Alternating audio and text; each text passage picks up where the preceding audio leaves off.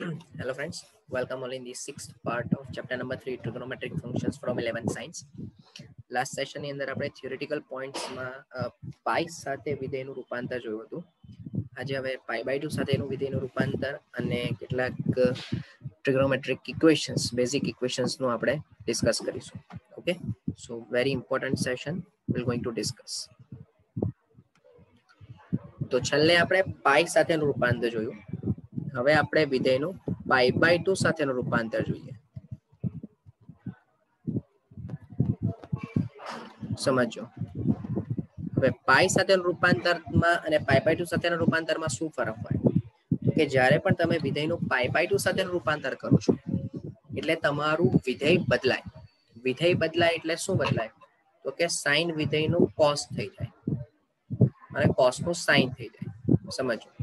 એવું જ tan નું cot થઈ જાય અને cot નું tan થઈ જાય અને એવું જ sec નું cosec અને cosec નું sec થઈ જાય. બરાબર છે? ચાલો પાછું બીજું આપણે એ જોઈ લઈએ કે જો પાઈ બાય 2 સાથેનું રૂપાંતર મારે કરવું હોય તો ચરણ પ્રમાણે કઈ રીતે નક્કી થશે? સમજો. તો સૌથી પહેલું અહીંયા તમે બોલો છો પાઈ બાય 2, 5 પાઈ બાય 2, ધ્યાનથી સમજો 9 પાઈ બાય 2. બરાબર? તો આને તમે વ્યાપક રીતે શું લખી શકો? તો કે આને તમે લખી શકો 4k + 1 પાઈ બાય 2 અને અહીંયા તમે વ્યાપક રીતે લખી શકો 4k + 3 પાઈ બાય 2. સમજો. એટલે જો મારે પહેલા ખૂણાની વાત કરવી છે તો એ થઈ જશે 4k + 1 pi by 2 minus alpha અને બીજા ચરણમાં જવું છે તો એ થઈ જશે 4k + 1 pi by 2 plus alpha. એવું જો તમારે ત્રીજા ચરણની વાત કરવી છે તો એ થઈ જશે 4k + 3 pi by 2 minus alpha અને ચોથા ચરણની વાત કરવી છે તો 4k + 3 pi by 2 plus alpha. બરાબર છે? તમે ઓબ્ઝર્વ કરો કે જે વસ્તુ તમે પાઈ સાથેના રૂપાંતરમાં pi plus pi minus plus અને માઇનસ વિચારેલું એવું જ હવે પાઈ બાય 2 માં ડાબું જમણું જવાનું છે. પેલામાં ઉપર નીચે હતું. બરાબર? અહીંયા 2 પાઈ હોય તો 2 પાઈ ની ઉપર 2 પાઈ ની નીચે, પાઈ હોય તો પાઈ ની ઉપર પાઈ ની નીચે. તો એવું જ અહીંયા પાઈ બાય 2 હોય તો પાઈ બાય 2 ની ડાબી, પાઈ બાય 2 ની જમણી. એવું જ નીચે 3 પાઈ બાય 2 તો 3 પાઈ બાય 2 ની ડાબું અને 3 પાઈ બાય 2 ની જમણી. ઓકે? સો પહેલા તો તમને આ ચરણ ખબર પડી ગયા. હવે શું છે તો ફરીથી બોલું છું, pi by 2, 5 pi by 2, 9 pi by 2 આ બધાને વ્યાપક રીતે મારે લખવું હોય તો 4k + 1 પાઈ બાય 2 હું લખી શકું. એવું જ નીચેના જેટલા બી એંગલ હશે કયા કયા હશે? 3 પાઈ બાય 2 હોય, 7 પાઈ બાય 2 હોય, 11 પાઈ બાય 2 હોય. તો આ બધાને વ્યાપક રીતે તમે 4k + 3 પાઈ બાય 2 વડે દર્શાવી શકો. બરાબર? એટલે જો અહીંયા આપણે વિચારીએ, સમજો કે જો અહીંયા આપણે વિચારીએ કે અહીંયા સાઇન વિધેયની વાત છે પણ પહેલા આપણે લખી દઈએ કે 4k + 1 pi by 2 minus alpha એટલે આ ફર્સ્ટ ક્વોડ્રન્ટમાં જશે. પછી 4k + 1 pi by 2 plus alpha એટલે આ બીજા ચરણમાં જશે. 4k + 3 pi by 2 minus alpha એટલે અહીંયા ત્રીજા ચરણમાં જશે અને 4k + 3 pi by 2 plus alpha તો એ ચોથા ચરણમાં જાય. હવે બહુ ધ્યાનથી સમજો કે સાઇન, અહીંયા સાઇન વિધેય છે, કોસ વિધેય છે, tan વિધેય છે, sec વિધેય છે, સોરી કોટ લઈ લઈએ પહેલા, sec આલ્ફા અને cosec આલ્ફા. બહુ ધ્યાનથી સમજો. પહેલા ચરણની અંદર સાઇન નું મૂલ્ય ધન હોય એટલે જો સાઇન નું 4k + 1 pi by 2 minus alpha સ્વરૂપમાં કન્વર્ટ કરવામાં આવે તો એનું થઈ જાય cos. તમારે અહીંયા બધાના ચારે ચાર ચરણમાં જવાબ તો cos ના સ્વરૂપમાં જ હશે. ફરક ખાલી એટલો છે કે પ્લસ માઇનસ હશે. તો અહીંયા પ્લસ હોય, અહીંયા માઇનસ હોય અને અહીંયા માઇનસ હોય. કારણ કે સાઇન પહેલા ચરણમાં ધન છે, બીજા ચરણમાં ધન છે અને બાકીના ચરણમાં ઋણ છે. તો એવું જ્યારે cos પરથી cos નું પાઈ બાય 2 સાથેનું રૂપાંતર થશે તો એ થઈ જશે sin.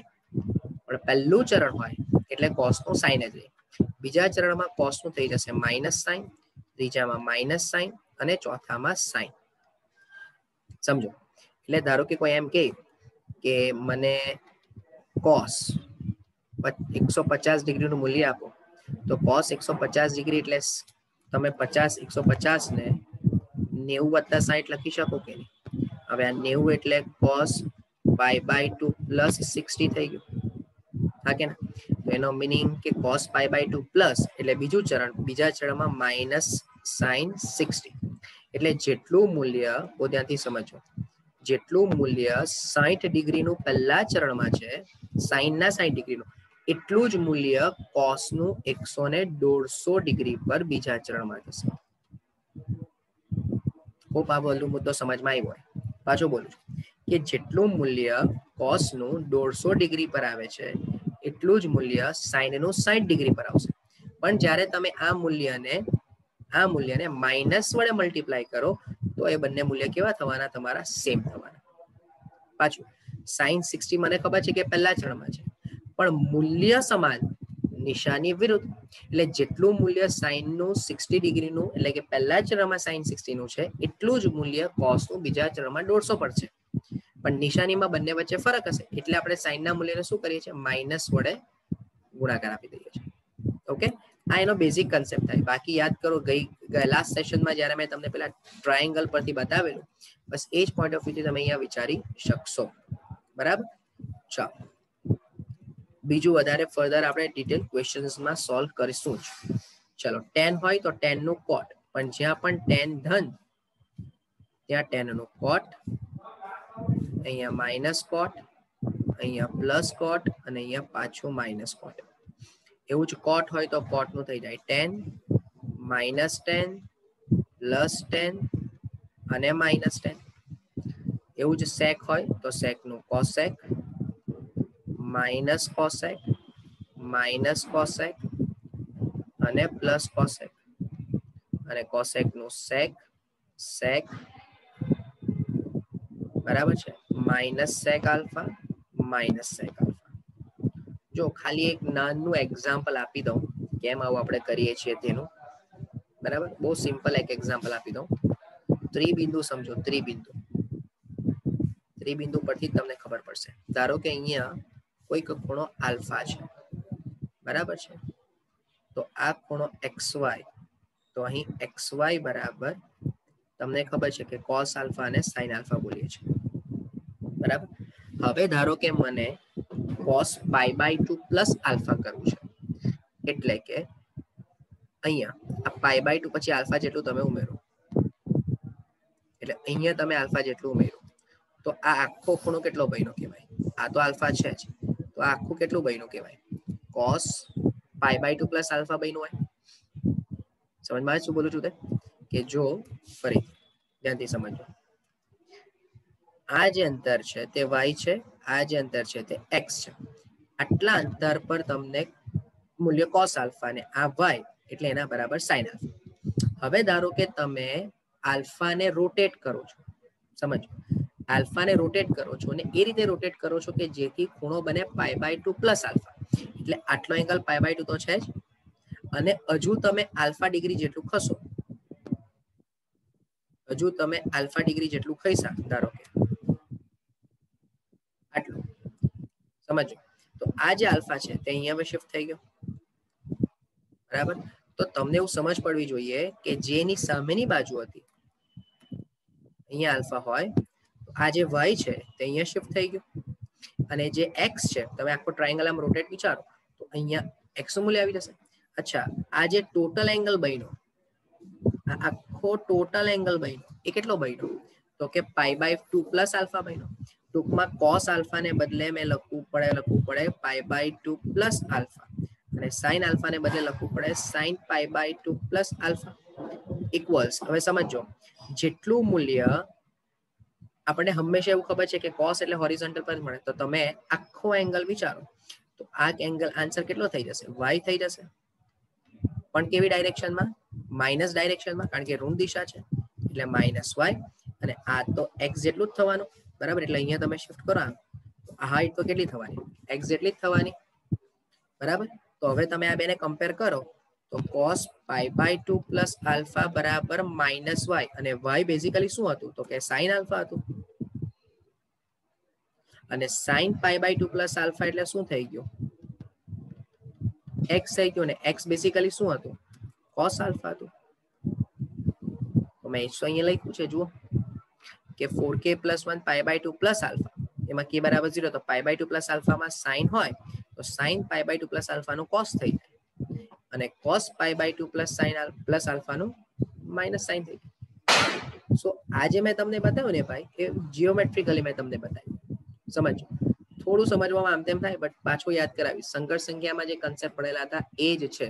ફરક એટલો છે કે π/2 સાથે રૂપાંતર એટલે આખો એંગલ મારે π/2 + આલ્ફાના સંદર્ભમાં લેવો પડે. ચાલો તો આ તમારું અહીંયા π/2 અને π સાથેનું કન્વર્ઝન પૂરું થાય. હવે આપણે જોઈએ કેટલાક trigonometric equations, most important equations. જો આપણે ડાયરેક્ટ લિસ્ટ જ બનાવવા માંડીએ, બરાબર છે. આપણે પેલા 3 બેસિક ઇક્વેશન્સ ભણીને આવ્યા. sin² + cos² = 1, sec² - tan² = 1, right. પછી cosx² - cot² = 1. હવે તમારી પાસે એંગલ આવે સરવાળાના સૂત્ર. સમજો તો પહેલું બહુ ધ્યાનથી સમજો. હા ભાઈ, પહેલું ધારો કે તમને કોઈ પૂછે છે કે sin x + sin y, તો તમારું સૂત્ર 2sin x + y/2 cos x - y/2. બધા સૂત્રની સાબિતી હોય છે પણ બેઝિકલી સાબિતીની ક્યારે કોઈ જરૂર પડતી જ નથી. સમજો એવું છે. sin x - cos y બરાબર 2 cos x + y/2 અને sin x - y/2. આ આપણે સરવાળાના સૂત્રની ચર્ચા કરી રહ્યા છીએ. તો એવું જ cos + cos એ cos x + cos y બરાબર 2 cos x + y/2 cos x - y/2. Number 4 આ most important cos x - cos y માં બહુ ધ્યાનથી સમજો. જો તમે cos x - cos y મૂકો છો તો જવાબ 2 sin x + y/2 અને અહીંયા માઇનસ એટલે કે y - x/2.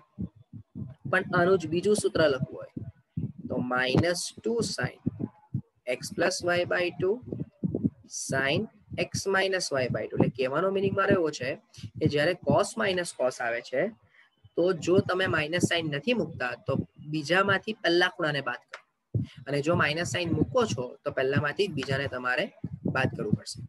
હવે આ બધાને વ્યાપક રીતે યાદ રાખવું હોય તો આવું લખાય કે s + s એટલે 2sc, s - s એટલે 2cs, c + c એટલે 2cc અને c - c એટલે -2ss. આવી રીતે પણ તમે તમારા સૂત્રને યાદ રાખી શકો. બરાબર છે. આ બેથી પણ તમે તમારા ઇક્વેશન્સને યાદ રાખી શકો. એટલું યાદ રાખવાનું કે સરવાળા પરથી જ્યારે ગુણાકાર પર જાય છે તો ખૂણો અડધો થઈ જાય છે. સમજો. હવે આને જ આગળ કેરી ફોરવર્ડ કરીએ તો શું, તો કે ભાઈ ધારો કે અહીંયા x અને y સમાન હોય તો નંબર 5. હવે સૂત્ર બદલાયા. નંબર 5 ધારો કે x અને y સમાન જ છે તો શું થશે બોલો? sin x + sin x એટલે 2 sin x, બરાબર છે. એટલે બરાબર બોલો, અને x = y મૂકી દઈએ તો તમને સૂત્ર શું મળશે જરા વિચારજો. તો હું એમ કહું કે sin, ક્યાં તો બીજું સૂત્ર વિચારે, બીજું સૂત્ર કે sin x + y, તો એનો જવાબ sin x cos y + cos x sin y. Most important.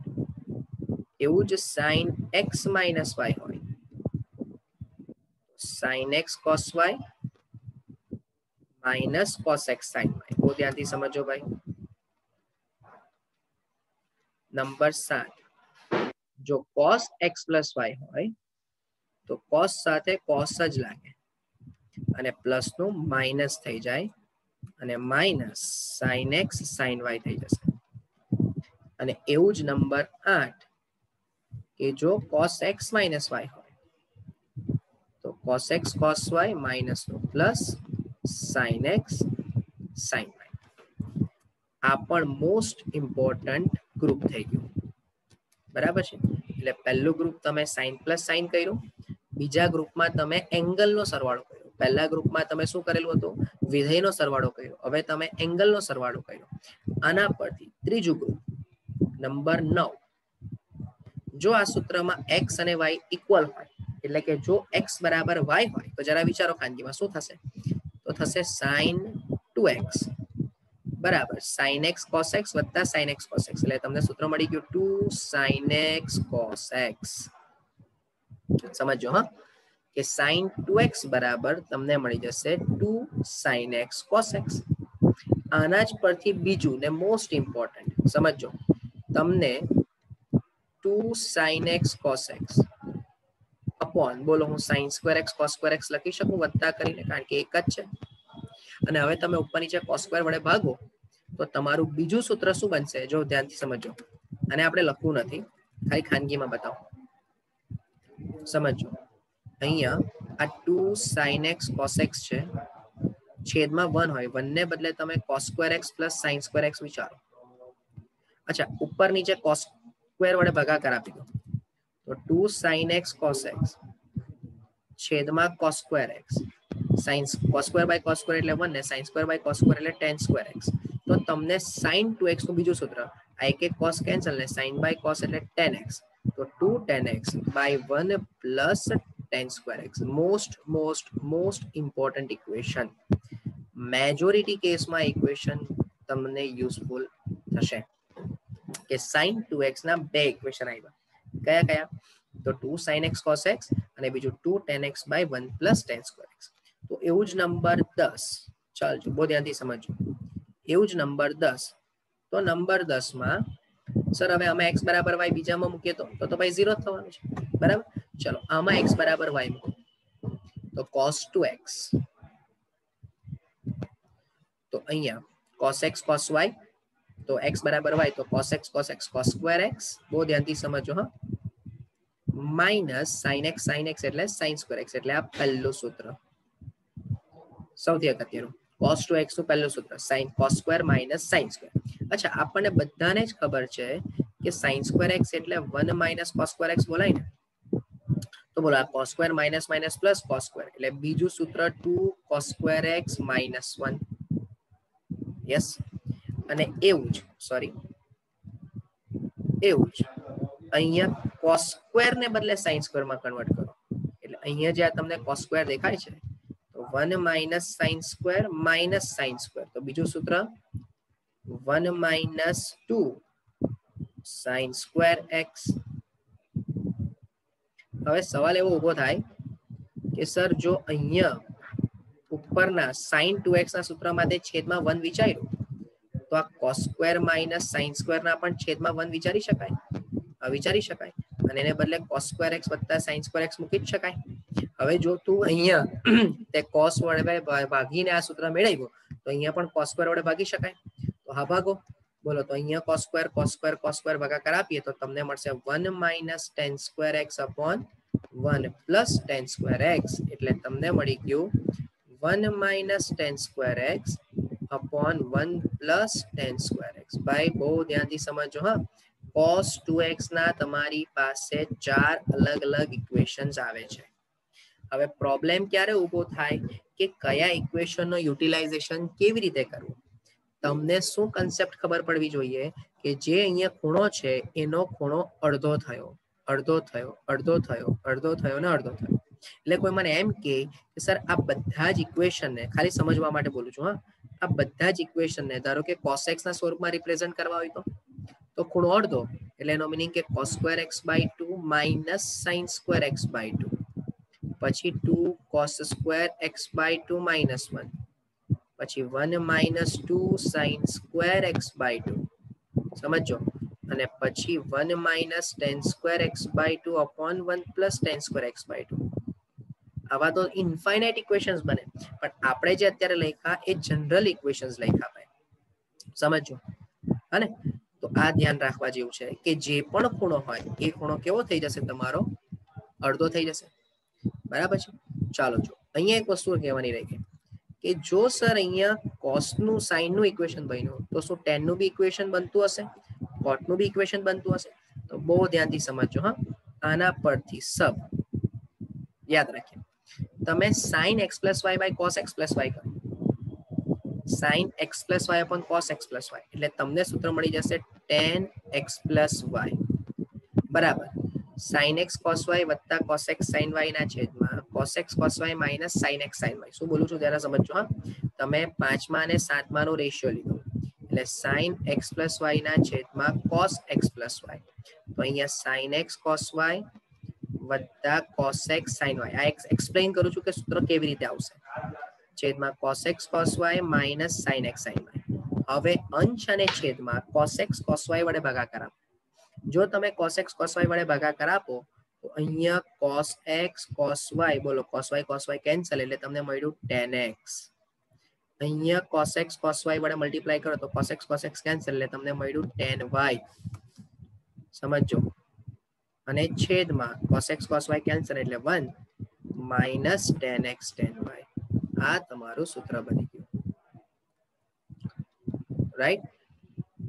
તો જેમ તમને sin ના સૂત્ર મળે છે એ જ રીતે તમને tan ના સ્વરૂપમાં પણ સૂત્ર બનશે, બરાબર. તો આપણે એનું લિસ્ટ નીચે બનાવી દઈએ, પણ આ તો એક જરાક સમજાવવા માટે, એક્સપ્લેન કરવા માટે મેં તમને બતાવ્યું.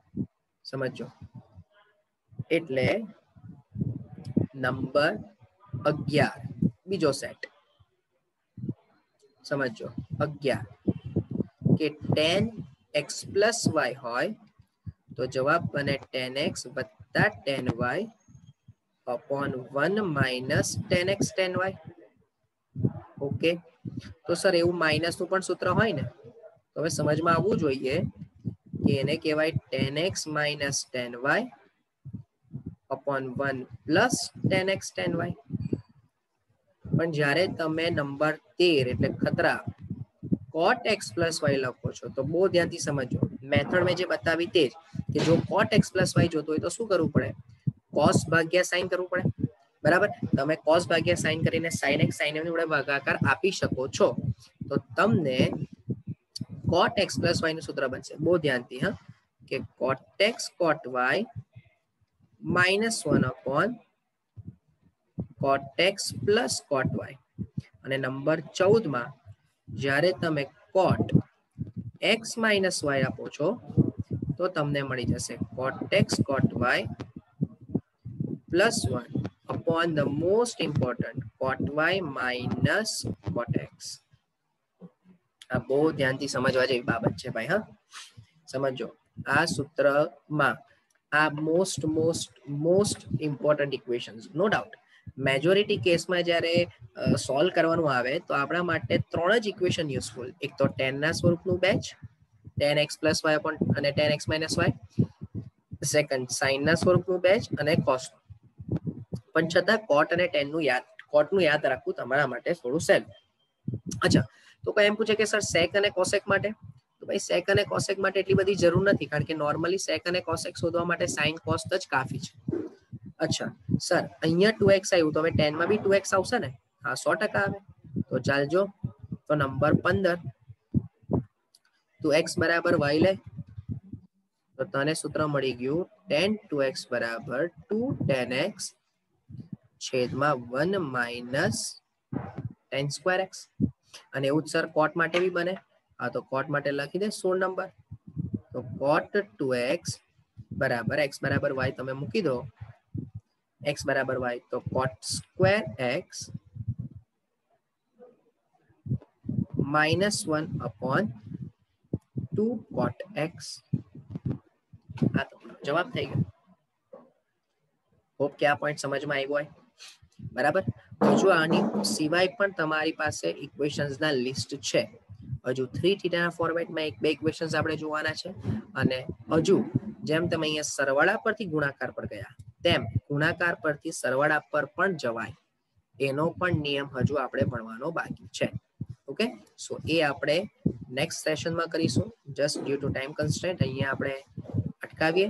બાકીનું નેક્સ્ટ સેશનની અંદર કન્ટિન્યુ કરીશું. બટ મોસ્ટ ઇમ્પોર્ટન્ટ પાઈ સાથેનું રૂપાંતર, π/2 સાથેનું રૂપાંતર અને આ જેટલા પણ ઇક્વેશન્સ છે એ તમારે ખાસ ધ્યાન રાખવા પડશે.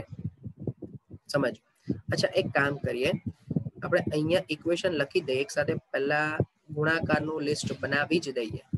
સમજો. જો અહીંયા એક બીજો બેચ મૂકી દઉં. આપણે કેટલા સૂત્ર લખ્યા છે? 16 સુધી લખ્યા ને. જો અહીંયા આપણે લખી દઈએ એટલે ખોટું પછી વધારે પ્રોબ્લેમ નહીં થાય. જોજો નંબર 17 ધ્યાનથી સમજો. મોસ્ટ ઇમ્પોર્ટન્ટ નંબર 17 ધારો કે તમને 2 sin x sin cos y આવે છે, સમજો 2 sin x cos y આવે છે, તો તમારો જવાબ sin x plus y plus sin x minus y. એવું જ તમને આજે આખો બેચ બનાવ્યો ને ભાઈ, આ જ બેચની વાત કરું છું. 2 sin cos હોય તો sin plus sin, કહેવાનો મિનિંગ એ છે, બરાબર. નંબર 18 જોજો. કોઈ કહે કે ના 2 cos x sin y લેવું છે, તો સૂત્ર sin x plus y minus sin x minus y, બરાબર છે. અચ્છા 19 કોઈ કહે કે sir 2 cos x cos y આવે છે, તો simple cos x plus y plus cos x minus y. અને કોઈ કહે કે sir 2 sin x sin y આવે છે, તો મોસ્ટ ઇમ્પોર્ટન્ટ પહેલા બાદબાકી અને પછી સરવાળો. આ તમારા માટે મોસ્ટ ઇમ્પોર્ટન્ટ ઇક્વેશન છે. હવે આ કોઈ નવા ઇક્વેશન નથી ભાઈ, આ દેખાય તમને, આ જે ઇક્વેશન લખ્યા છે ને તે જ છે. ફરક એટલો છે કે x plus y/2 અને x minus y/2 ના સંદર્ભને બદલે આપણે xy લખી દીધું. થવાનું તો સરવાળે આ જ છે, બરાબર છે. બંને એકબીજા પર વાઇસ વર્સા જ થશે. તમે અહીંયા સરવાળો વિચારીને ડાબી બાજુ જાઓ, અહીંયાથી સરવાળો કરીને આ બાજુ આવો તો ઉપરનું જ સૂત્ર લાગશે, એનો જ કન્સેપ્ટ લાગશે. પણ ફરક શું છે તો કે ઉપરનામાં આપણે સરવાળા પરથી ગુણાકાર પર ગયા, જ્યારે આમાં તમારી પાસે ગુણાકાર આપ્યો હશે ને એના પરથી આપણે સરવાળા પર ગયા, બરાબર. તમારે ખાસ ઇક્વેશનની નોટ્સ કમ્પલસરી બનાવવી પડશે. જેટલા ઇક્વેશન જેટલી વખત લખશો એટલી વખત તમને ફાયદો થશે. જેટલી વધારે વખત લખશો એટલી વધારે વખત ફાયદો. કારણ કે ઇક્વેશનની અંદર કયા ઇક્વેશનનો ક્યારે શું યુઝ થશે એનો તમને ક્યારે બી આઈડિયા હોવાનો નથી. ને જેમ જેમ ક્વેશ્ચન જોશો તેમ તેમ તમને ખબર પડશે. ઓકે, સો આજના સેશન પૂરતું આટલું રાખીએ, બાકીનું નેક્સ્ટ સેશનમાં કન્ટિન્યુ કરીશું. Thank you from my side.